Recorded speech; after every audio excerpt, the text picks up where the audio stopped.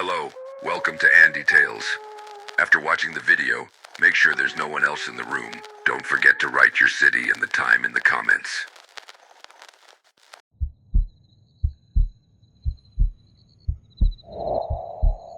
The silent load. Think the open road keeps you safe? This night will prove it's a trap waiting to spring. In the bone-chilling stillness of a November night in 2022, long-haul trucker Jack Marlowe guided his weathered Kenworth T680 along Highway 101, winding through the misty depths of Redwood National Park in Northern California. At 39, with 12 years of hauling under his belt, Jack was a veteran driver for Pacific Haulage, a company known for its rigorous schedules. That night, he carried a heavy load of construction materials, rough-cut timber planks, sacks of cement, and steel rebar, destined for a warehouse in Eureka from his pickup point in Eugene, Oregon. The 280-mile route was a familiar dance for him, typically clocking in at 8 hours. But the dense fog rolling off the Pacific and the sporadic autumn rain had slashed his speed to a crawl. His wipers fought a losing battle against the drizzle, and the red taillights of his rig glowed faintly through the haze. Jack was a man of routine, celebrated among his peers for his punctuality. Some joked his internal clock rivaled the atomic one in Colorado. His last check-in with dispatch came at 9:30 p.m., his gravelly voice crackling over the CB radio, heading to the 243 marker rest stop to weather this out and check the load. ETA Eureka, 6 a.m. if the fog lifts. The dispatcher, a no-nonsense woman named Carla, acknowledged with a curt, "Stay safe, Jack. Call if you need backup."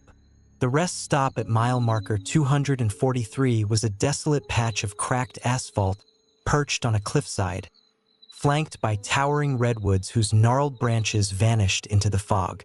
There were no lights save for a single weathered sign. Its Rest Area 243, lettering faded and peeling under a crust of moss. The place felt abandoned, a forgotten outpost in the vast wilderness, with no other vehicles in sight. As he pulled in, the crunch of gravel under his tires mingled with the steady patter of rain on the cab roof.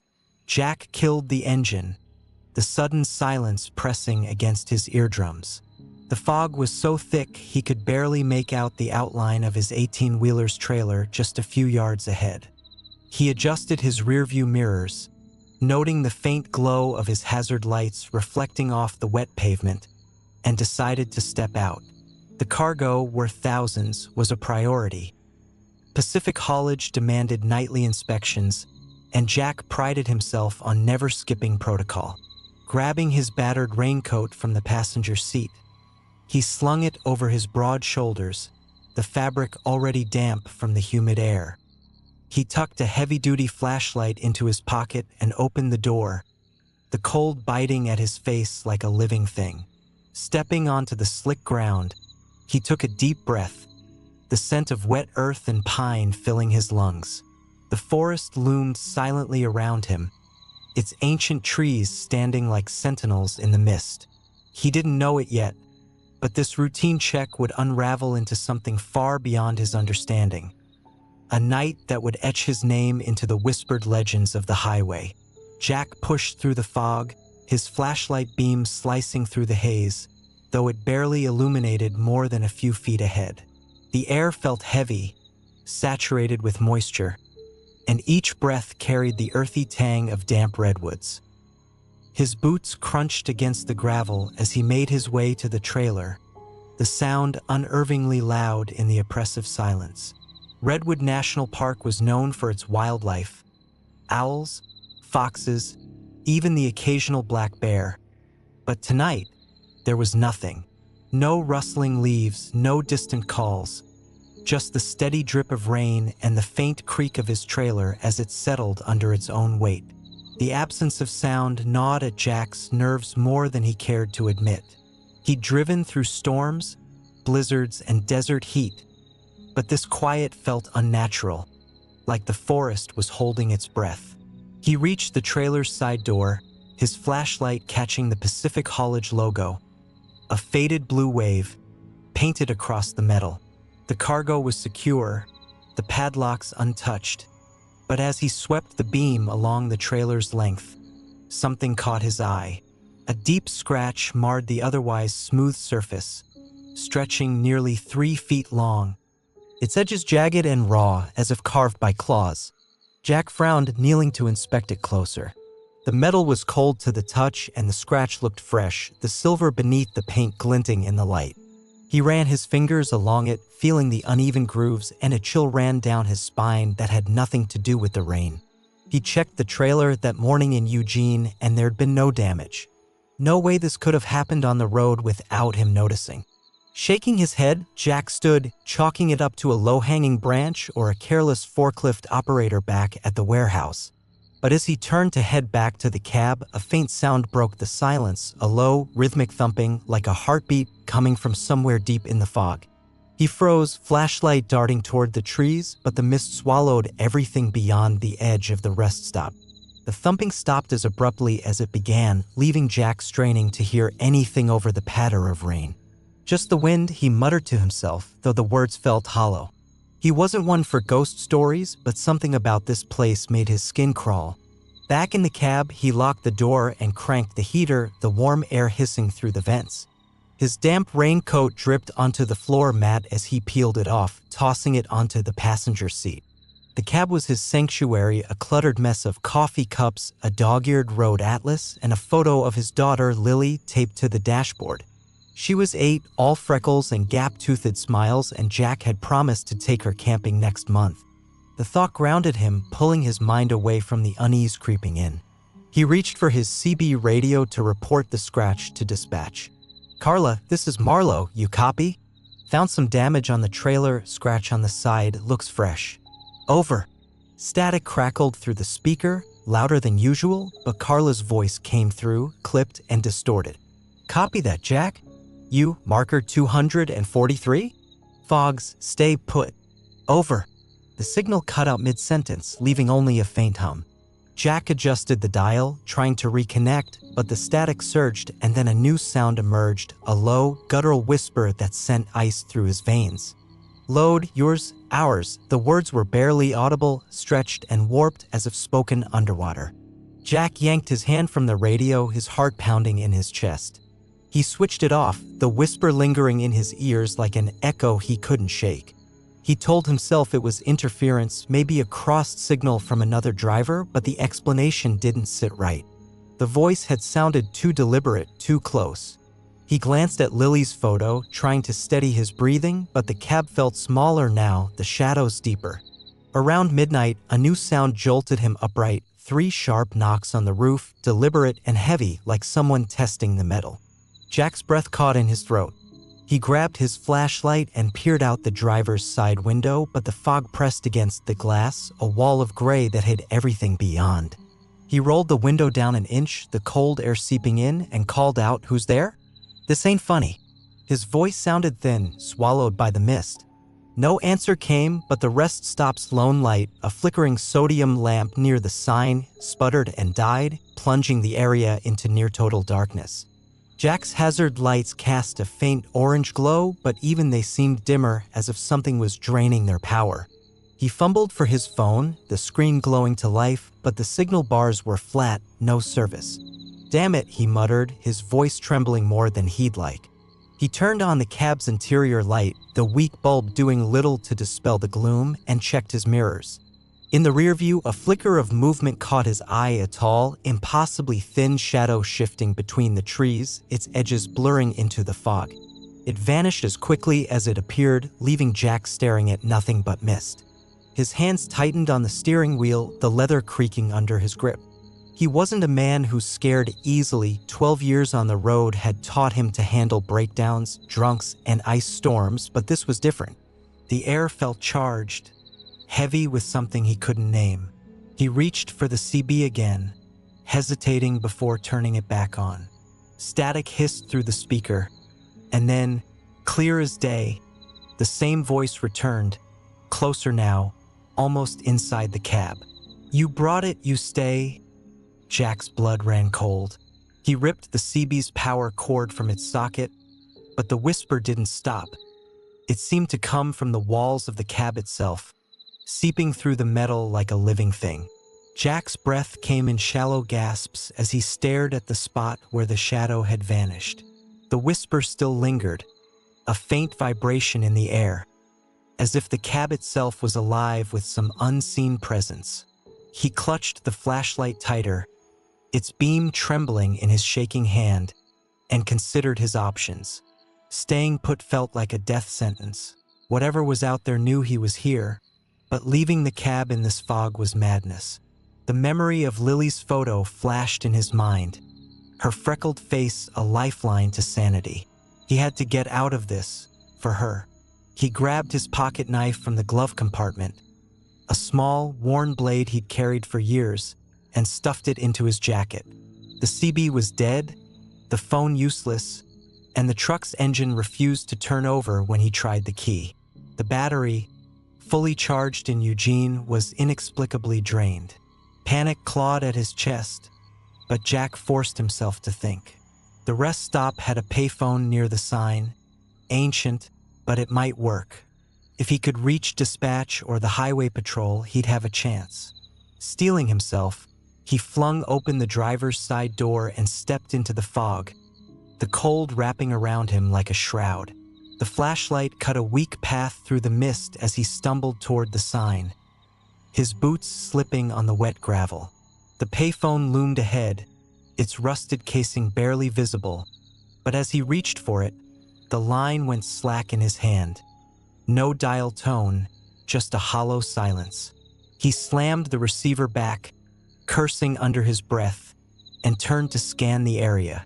That's when he saw them. 3 sets of footprints emerged from the fog, pressed deep into the mud where the other trucks should have been parked. Trucks that weren't there. The prints were elongated, unnaturally wide, with no clear toe marks, as if made by something that didn't walk like a man. They led straight to his trailer, then stopped abruptly, as if whatever left them had vanished into thin air. Jack's stomach dropped. He swung the flashlight toward the trees, and for a split second, he saw it again. That tall, thin shadow, its outline jagged against the fog, eyes glinting like wet glass. Didn't move, just watched. A sudden crash from the trailer snapped him out of his trance. The side door, locked moments ago, hung ajar, swinging slightly in the wind. Jack approached cautiously, the knife now in his hand, its blade pitifully small against the unknown. Inside, the cargo was untouched. Planks and sacks still stacked, but a new scratch ran across the interior wall, deeper than the one outside, with splintered wood caught in the edges. And then he heard it. A low, guttural growl, vibrating through the metal, followed by a thud that rocked the trailer. Something was inside with the load. He stumbled back, heart hammering, and tripped over a root, landing hard on his back. The flashlight rolled away, its beam flickering as it came to rest against a tree. In the dim light, he saw movement, figures emerging from the fog, their forms emaciated and elongated, skin pale as the mist. Their eyes glowed faintly, reflecting his light, and their mouths stretched wide, revealing rows of jagged teeth. They moved silently, closing the distance, their limbs bending at unnatural angles. Jack scrambled to his feet, slashing the air with the knife, but the blade met nothing but fog. The growling intensified, now coming from all directions, and the trailer began to shake violently, as if something massive was thrashing inside. Jack bolted toward the cab, his lungs burning, but the door wouldn't budge, jammed or locked by some unseen force. He pounded on the window, shouting, but the glass remained cold and unyielding. Behind him, the figures closed in, their whispers merging into a chorus. The load, yours, ours, stay. The trailer's side split open with a deafening crack, and a dark, sinewy arm, too long, too thin, reached out, its claws scraping the asphalt. Jack turned to run, but the fog thickened, disorienting him. He tripped again, falling into the mud, and felt a cold grip on his ankle. He kicked wildly, the knife slipping from his hand, and saw a face loom over him, smooth, featureless, yet dripping with something viscous. The last thing he heard was the growl turning into a triumphant howl as the figures dragged him into the mist, his screams swallowed by the night. Jack Marlowe's truck was discovered 3 days later, on November 14, 2022, when Highway 101 reopened after the fog finally lifted. A California Highway Patrol officer, responding to a report from a passing motorist, found the Kenworth T680 at mile marker 243, exactly where Jack had last checked in. The cab was empty, the driver's side door ajar, and the interior was soaked from the rain that had poured through the broken window. The trailer's side door hung off its hinges, claw-like scratches etched deep into the metal, but the cargo, timber, cement, rebar, remained untouched, as if nothing had been taken. Investigators found Jack's flashlight in the mud, its lens cracked, and his pocket knife a few yards away, the blade bent at an impossible angle. The CB radio was set to a frequency and used since the 1980s, its power cord ripped from the socket. Most chilling were the footprints, 3 sets of elongated, claw-like impressions leading from the trees to the trailer, but none leading away. Inside the cab, Lily's photo was still taped to the dashboard, now stained with a strange, viscous fluid that forensic analysts couldn't identify, though it shared properties with organic resin. Jack's body was found 2 weeks later, on November 28th, by a park ranger in a remote clearing 5 miles from the rest stop, deep within Redwood National Park. The official report cited disorientation and hypothermia, but the ranger noted deep scratches on Jack's arms and a look of frozen terror on his face, his eyes milky white, as if drained of color. The medical examiner, a 20-year veteran, retired shortly after, refusing to discuss the case. To this day, truckers on Highway 101 avoid the rest stop at mile marker 243, especially in November. They share Jack Marlowe's story over CB radios as a warning, whispering of the silent load, a curse tied to the cargo he carried. Some claim that on foggy nights, if you tune to that old frequency, you can hear Jack's voice through the static, faint and desperate. The load, it's theirs, don't stop. The rest stop remains abandoned, marked only by a faded sign and the echoes of a night no one can explain. The phantom freight, think your truck can outrun the unknown? This desert night will prove it can't. In the gray haze of an early morning on March 15, 2023, long-haul trucker Mikey Reynolds veered his Freightliner Cascadia onto the shoulder of Interstate 10, cutting through the desolate expanse near Van Horn, Texas. At 45, with 18 years of hauling behind him, Mikey was a seasoned driver for Lone Star Trucking, a company known for its demanding schedules across the Southwest. That night, he carried a refrigerated load of frozen meat, pork cuts, and beef slabs, destined for a distribution center in Tucson, Arizona, from his pickup in San Antonio. The 800-mile route typically took 12 hours, but a fierce windstorm and a sandblast from the Chihuahuan Desert had slowed him to a frustrating crawl. His wipers struggled against the grit pelting the windshield, and the truck's headlights barely pierced the swirling dust.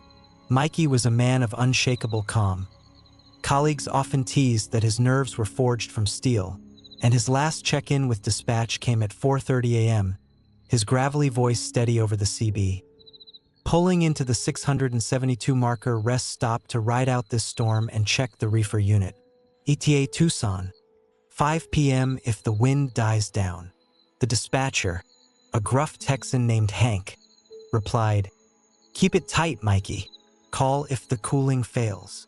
The rest stop at mile marker 672 was a bleak outpost, a narrow stretch of cracked asphalt flanked by thorny mesquite and shifting sand dunes. with a leaning sign reading Rest Area 672, half buried under dust. No lights illuminated the area, only the faint silver glow of a crescent moon filtering through the storm. The place felt abandoned, a forgotten speck in the vast desert, with no other vehicles in sight. He parked, the truck's tires crunching against the gravel as the wind battered the sides, sand scraping like fingernails against the paint. Mikey killed the engine, and the sudden silence pressed in, broken only by the mournful wail of the storm. The cab's thermometer read 5 degrees Celsius, but the wind sliced through his jacket, chilling him despite the layers. He rubbed his hands together, the calluses rough from years on the wheel, and glanced at the trailer. The refrigeration unit hummed faintly, but it sounded off, too erratic, like a heartbeat skipping beats. Lone Star demanded nightly checks on perishable loads, and Mikey never shirked duty. He was a solitary figure on the road. His wife had left a decade ago, and his son, now 22, rarely called, leaving Mikey with little but the highway for company. The cab was his refuge, a cluttered haven of empty Coke cans, a frayed blanket, and an old cassette player jammed with Johnny Cash tunes he'd listened to 100 times.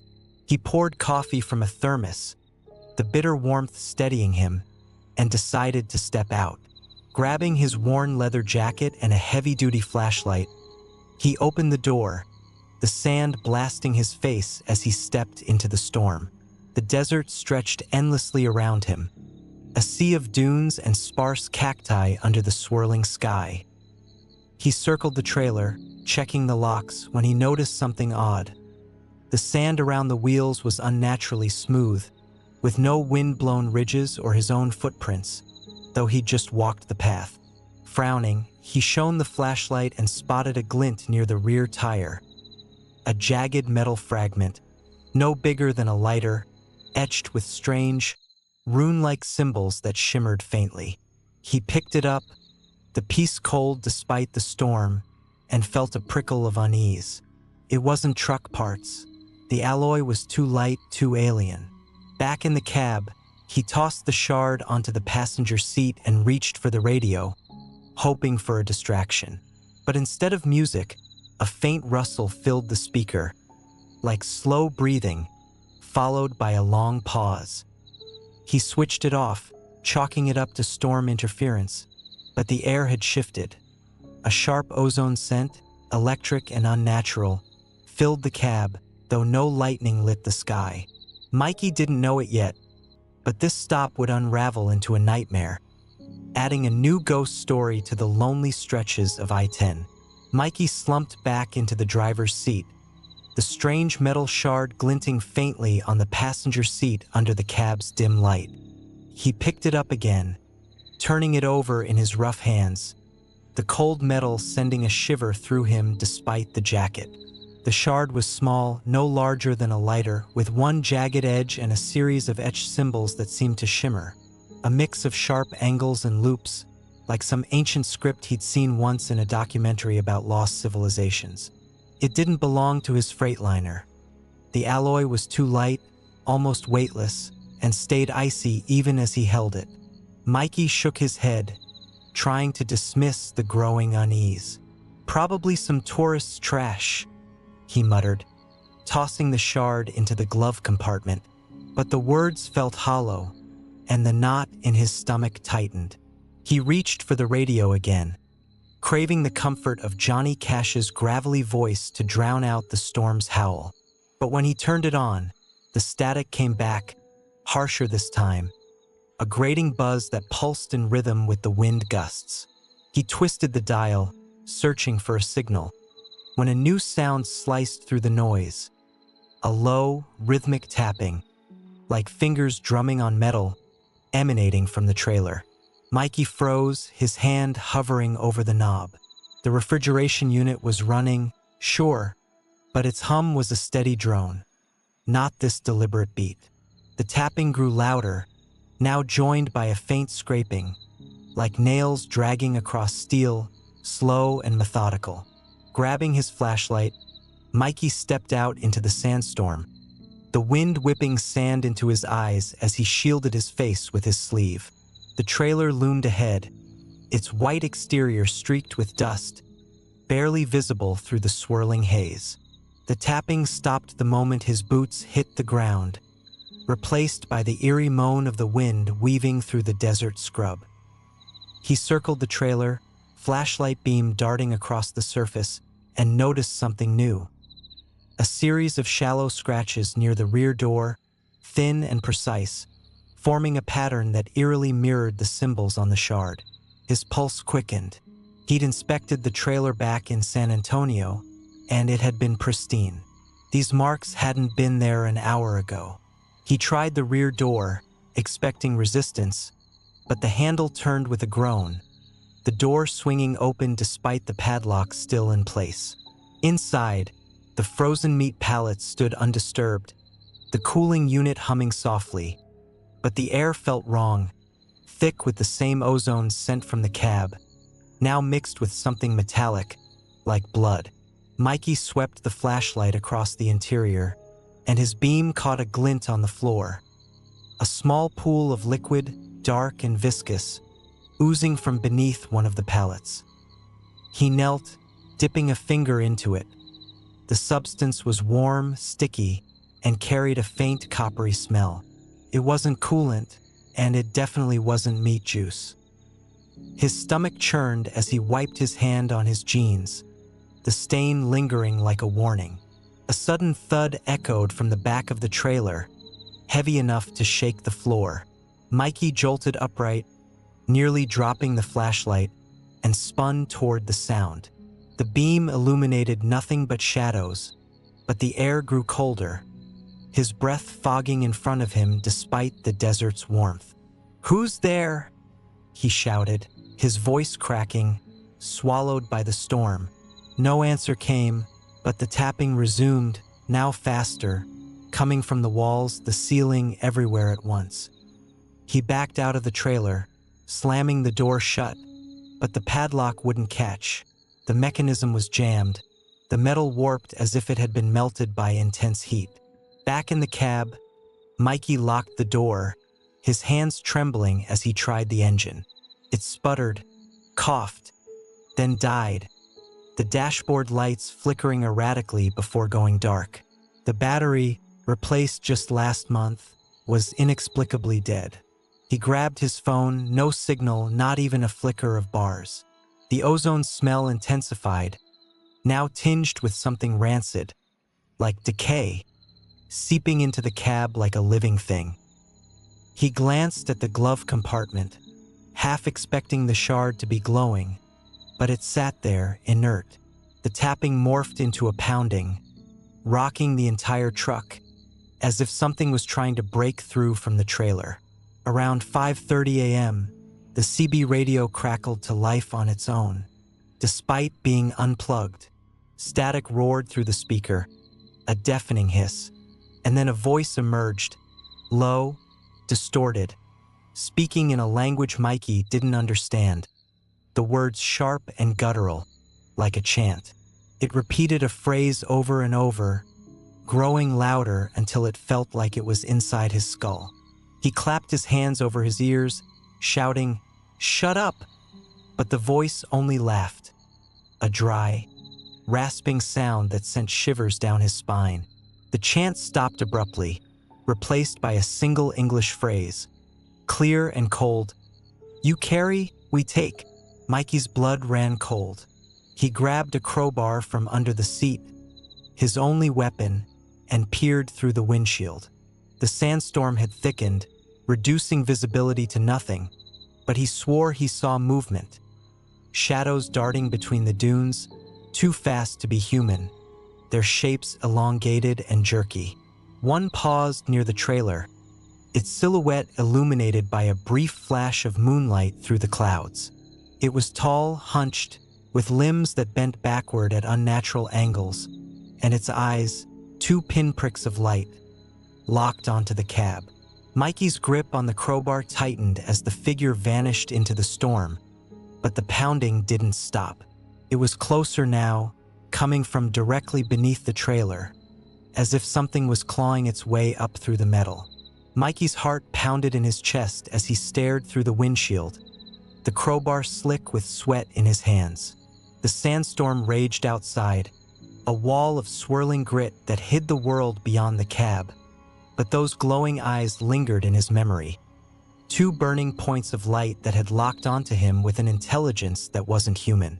The pounding beneath the trailer grew louder, a rhythmic thud that vibrated through the floor, as if whatever was down there was testing the metal's strength.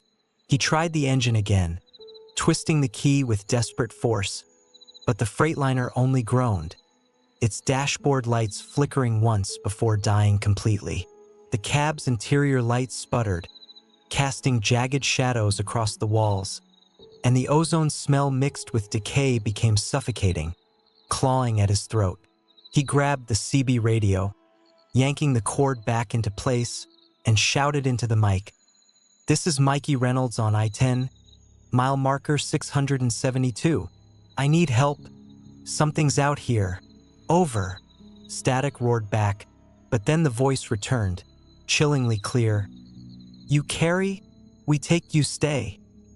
The words were followed by a guttural growl that seemed to come from all directions, echoing inside the cab like a physical force.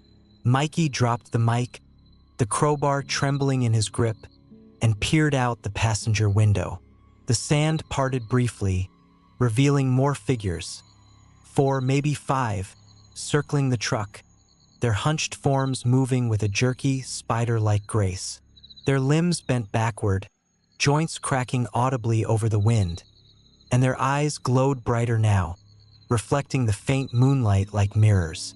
A deafening screech tore through the night as the trailer's undercarriage split open, metal ripping like paper. Mikey whipped around, staring through the rear window of the cab, and saw a long, sinewy arm emerge from the gash, black as tar, with claws that glinted like obsidian. It dragged itself up, the trailer rocking violently, and more arms followed, pulling a mass of writhing, shadowy flesh into view. The creature's head, if it could be called that, was a smooth, featureless oval, dripping with the same viscous liquid Mikey had found earlier, but its mouth stretched wide, filled with needle-like teeth that shimmered wetly. It turned toward the cab, those glowing eyes locking onto him, and let out a hiss that drowned out the storm. Mikey slammed his foot on the gas pedal, even though the engine was dead, a reflex born of panic. The figures outside closed in, their claws scraping against the truck's sides, leaving deep gouges in the paint. He swung the crowbar at the windshield, hoping to break through and run, but the glass held, spiderwebbing under the impact. The creature from the trailer lunged forward, its claws puncturing the cab's rear wall with a sickening crunch. Cold air rushed in, carrying sand and that rancid smell, and Mikey felt a claw graze his shoulder, tearing through his jacket and drawing blood. He screamed, swinging the crowbar wildly, but the creature's grip tightened, its strength impossible. The other figures reached the cab doors, their claws prying at the locks, the metal groaning under the pressure. Mikey kicked at the door, trying to hold it shut, but it buckled inward, and a clawed hand shot through, snatching at his leg. He felt a searing pain as it dragged him toward the opening, his fingers clawing at the seat for purchase. The last thing he saw was the creature's mouth stretching wider, a void of teeth and darkness, as it whispered, "Ours now?" The storm swallowed his screams, the sandstorm closing in like a curtain, and the cab fell silent. Mikey Reynolds' truck was found 2 days later, on March 17, 2023, when the sandstorm finally subsided. A Texas Department of Transportation worker spotted the Freightliner Cascadia at mile marker 672, its cab empty and the trailer torn open like a tin can. The driver's side door hung off its hinges, claw marks etched deep into the metal, and the interior was coated in a thin layer of sand. The frozen meat was untouched, the refrigeration unit still humming, but investigators found traces of that same viscous liquid inside, along with deep scratches on the trailer's floor that formed rune-like patterns. Mikey's crowbar lay in the sand, its end bent as if struck by immense force, and the metal shard with the strange symbols was recovered from the glove compartment. Though it baffled forensic experts, it matched no known alloy and emitted a faint electromagnetic field. The CB radio was set to a frequency decommissioned in the 1970s. Its speaker melted from the inside. Most unsettling were the claw marks on the cab's undercarriage, too deep and precise for any known animal, and a single set of prints, elongated, claw-like, leading into the desert but none leading back. Mikey's body was discovered 3 weeks later, on April 8th, by a hiker in a remote canyon 10 miles from the rest stop, deep in the Chihuahuan Desert. The official report cited exposure, but the hiker noted deep scratches on Mikey's torso and a look of frozen terror on his face, his eyes completely white, as if bleached by something unnatural. The medical examiner, a seasoned professional, took early retirement after the case, refusing to speak of it. To this day, truckers on I-10 avoid the rest stop at mile marker 672, especially during sandstorms. They share Mikey's story over CB radios, calling it the Phantom Freight, a warning tied to the cargo he carried. Some claim that on windy nights, if you tune to that old frequency, you can hear Mikey's voice through the static, faint and broken, "Don't stop, they take." The rest stop remains abandoned, marked only by a weathered sign and the whispers of a night the desert won't forget. The Midnight Hall. Think the night hides nothing? This highway will show you what lurks in the dark. In the inky blackness of a late October night in 2024, long-haul trucker Evelyn Carter steered her Volvo VNL 760 along US Route 2, a lonely stretch cutting through the dense forests near Marquette, Michigan. At 41, with 15 years of driving for Great Lakes Freight, Evelyn was a no-nonsense driver, known for her sharp wit and ironclad reliability. That night, she hauled a load of automotive parts, engine components, and brake pads, from a factory in Duluth, Minnesota, to a warehouse in Sault Ste. Marie, Michigan. The 300-mile route was a familiar one, usually a 6-hour drive, but a cold front had brought early snow flurries, dusting the road with a slick sheen that forced her to slow down. Her headlights carved a narrow path through the darkness, the pines on either side looming like silent giants. Evelyn was a woman who thrived on solitude, a trait that served her well on the road. Her cab was her domain, a tidy space with a thermos of black coffee, a stack of audiobooks on the passenger seat, and a small charm hanging from the rearview mirror, a gift from her late mother. She'd last checked in with dispatch at 11 p.m., her voice crisp over the CB, stopping at the 132 marker pull-off to wait out the snow and check the load. ETA Salt, 6 a.m. The dispatcher, a young guy named Tim, replied, "Stay warm, Ev. Call if you hit ice." The pull-off at mile marker 132 was a small clearing off the highway, surrounded by thick woods, with a single picnic table and a faded sign warning of deer crossings. No lights, no other vehicles, just the kind of isolation Evelyn usually welcomed. She parked, the truck's tires crunching through the thin layer of snow, and killed the engine. The silence was immediate, broken only by the soft patter of flurries on the windshield and the distant creak of branches in the wind. The cab's heater hummed, keeping the chill at bay, but the temperature outside had dropped to -5 degrees Celsius, the kind of cold that seeped into your bones. Evelyn took a sip of coffee, the bitter warmth grounding her, and decided to step out. Great Lakes Freight required nightly cargo checks, and she wasn't one to cut corners. She pulled on her heavy parka, the hood lined with faux fur, and grabbed her flashlight, its beam strong enough to cut through the dark. Stepping onto the snowy ground, she felt the wind bite at her exposed cheeks, the air sharp with the scent of pine and frost.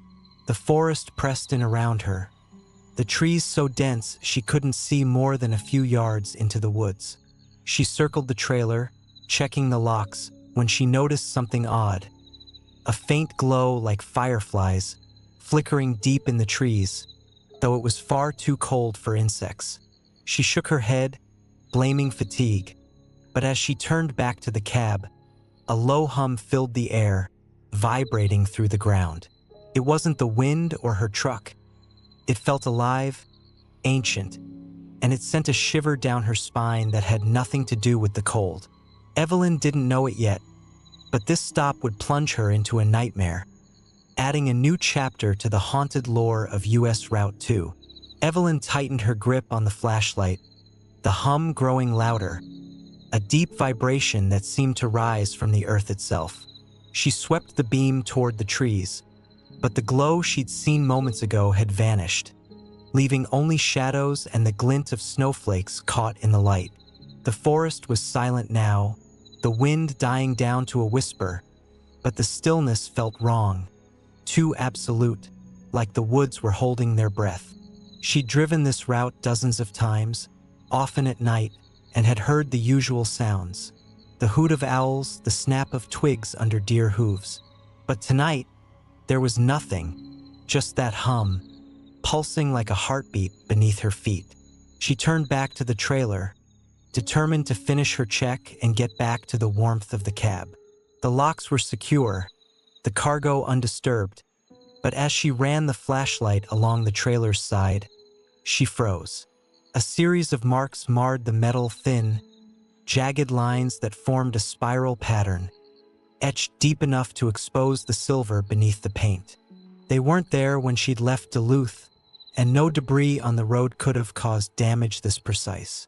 She knelt, tracing the spiral with a gloved finger, and felt a faint vibration through the metal, matching the hum in the ground. A chill ran through her, sharper than the Michigan cold. Back in the cab, Evelyn locked the door and cranked the heater, her breath fogging in the air despite the warmth. The marks on the trailer gnawed at her. Vandalism, maybe, but out here in the middle of nowhere? She reached for her CB radio to report it. "Tim, this is Carter at mile 132. You copy?" Found some weird scratches on the trailer. Over. Static crackled through the speaker, louder than usual, but Tim's voice came through, faint and broken. "Copy, Ev, you okay? Snows? Stay safe." The signal cut out, replaced by a low buzz that made her skin crawl. She adjusted the dial, trying to reconnect, when a new sound emerged. A voice, soft and sing-song, whispering through the static, "Drive, deeper, come." Evelyn yanked her hand from the radio, her heart slamming against her ribs. She switched it off, the whisper lingering in her ears like a ghost. "Just interference," she told herself, but her voice trembled. She glanced at the charm on her rearview mirror, a small wooden cross her mother had given her years ago, meant to bring luck. She touched it, seeking comfort, but the cab felt smaller now, the shadows darker. Around 1 a.m., a new sound broke the silence. A sharp crack, like breaking wood, coming from the trees. She grabbed her flashlight and peered out the passenger window, but the snow and darkness hid everything beyond the clearing. Then she saw it, a faint glow, the same firefly-like lights, flickering closer now, weaving between the trees. They moved with purpose, forming a line that pulsed in rhythm with the hum. Evelyn's breath caught as the lights stopped at the edge of the woods, revealing shapes, tall, skeletal figures, their forms barely visible through the flurries.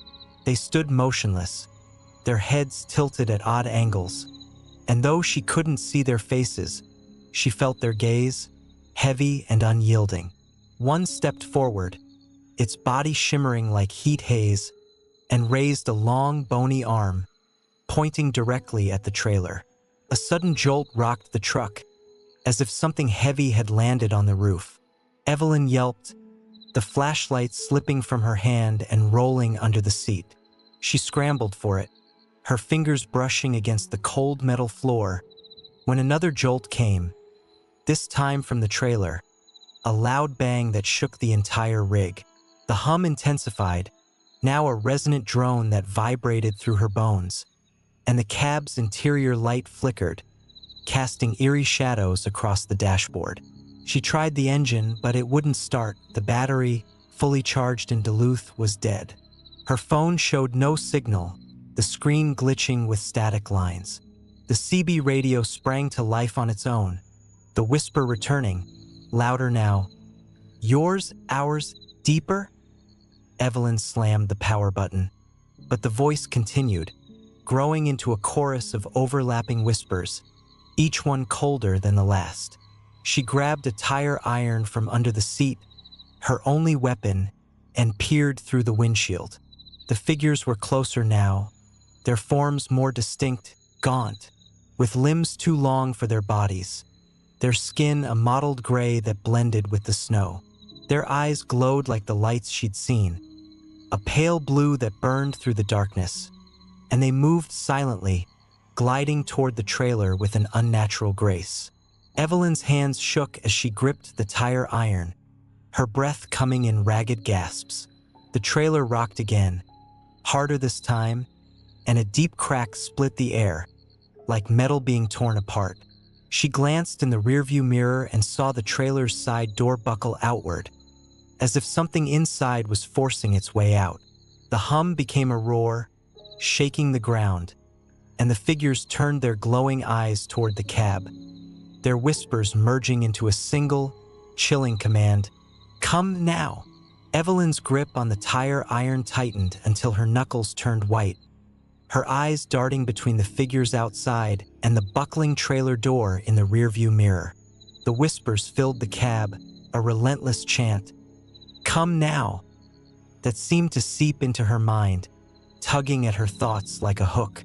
The figures moved closer, their glowing eyes cutting through the snow, their forms shimmering as if they weren't fully solid. Their movements were wrong, jerky, like marionettes on broken strings, their long limbs bending at angles that defied anatomy. The hum had become a deafening roar, vibrating through the truck, and the air grew colder, frost creeping across the windshield despite the heater's desperate hum. She tried the door handle, thinking to make a run for it, but it wouldn't budge, jammed or frozen by some unseen force. The trailer shook violently, the side door finally giving way with a screech of tearing metal. A shape emerged, larger than the figures outside, its body a mass of writhing tendrils, black as oil, with a central mass that pulsed like a living heart.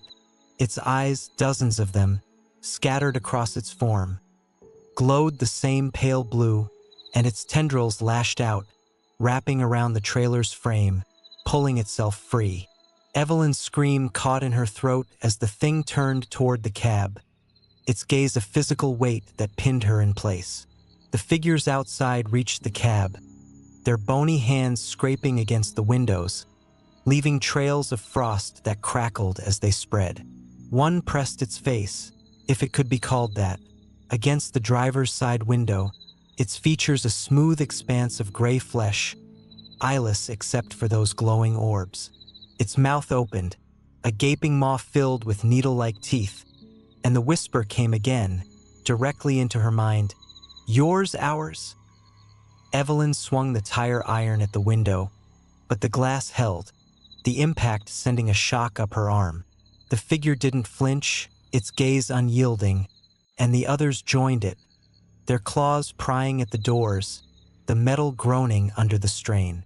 The creature from the trailer slithered closer, its tendrils stretching toward the cab, one wrapping around the rear bumper with a sickening crunch. The truck lurched forward, dragged by the creature's strength, and Evelyn felt the floor tilt beneath her. She kicked at the windshield, hoping to break through, but it only cracked, the frost spreading faster now, encasing the glass in a web of ice. The creature's tendrils reached the cab, one smashing through the rear wall, sending shards of metal flying. Cold air rushed in, carrying the stench of decay, and a tendril wrapped around her ankle, its grip like ice, burning her skin through her jeans. Evelyn screamed, swinging the tire iron at the tendril, but it tightened, yanking her toward the hole in the cab. She grabbed the steering wheel, her nails digging into the leather, but the creature's strength was overwhelming. The figures outside hissed, their voices a cacophony of whispers, and the creature's eyes pulsed brighter, its tendrils pulling her closer to that writhing mass. She felt her grip slipping, her body sliding across the seat, and in a last desperate act, she tore the wooden cross from the rearview mirror, clutching it to her chest. The creature let out a guttural screech, the sound shattering the remaining windows, and the tendrils tightened, dragging her through the hole. The last thing Evelyn saw was the creature's core splitting open, revealing a void of darkness that pulsed with those glowing eyes, a maw that swallowed the light. Her screams echoed through the forest, then fell silent, the snow flurries closing in like a shroud. The pull-off at mile marker 132 went quiet, the hum fading into the night, leaving only the creak of branches and the soft fall of snow. Evelyn Carter's truck was found the next morning, October 29, 2024, by a Michigan State Police officer responding to a call from Great Lakes Freight after she missed her check-in. The Volvo VNL 760 sat at mile marker 132, its cab empty, the trailer's side door torn open, and deep scratches carved into the metal, forming spiral patterns that matched no known tool. The automotive parts were untouched, but the cab was a mess. Windows shattered, frost coating the interior despite the heater running at full blast, and a faint hum still lingering in the air, recorded by the officer's body cam before it faded. Investigators recovered Evelyn's flashlight in the snow, its lens shattered, and the wooden cross, snapped in two, lying near the trailer. The CB radio was set to a frequency and used since the 1960s, its speaker emitting a faint static loop of whispers that couldn't be traced. Most disturbing was a patch of ground near the trailer, where the snow had melted in a perfect circle, exposing charred earth beneath, as if something had burned through the frost. No footprints led away from the truck, only a series of claw-like impressions circling the clearing, vanishing into the woods. Evelyn's body was discovered a month later, on November 30th, by a hunter in a remote part of the Hiawatha National Forest, 12 miles from the pull-off.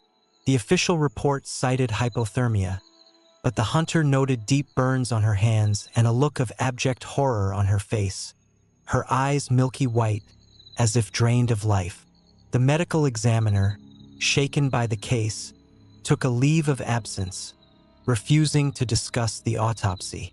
To this day, truckers on US Route 2 avoid the pull-off at mile marker 132, especially in late fall. They share Evelyn's story over CB radios, calling it the Midnight Haul, a cautionary tale tied to the forest's depths. Some claim that on snowy nights, if you tune to that old frequency, you can hear Evelyn's voice through the static, faint and pleading, "Don't stop, they're here." The pull-off remains untouched, marked only by a faded sign and the whispers of a night the woods won't forget. If these stories made you glance over your shoulder, hit that like button. It helps the channel grow and keeps the horror rolling. Package subscribe so you don't miss the next true nightmare from the open road. Bell, and don't forget to tap the bell.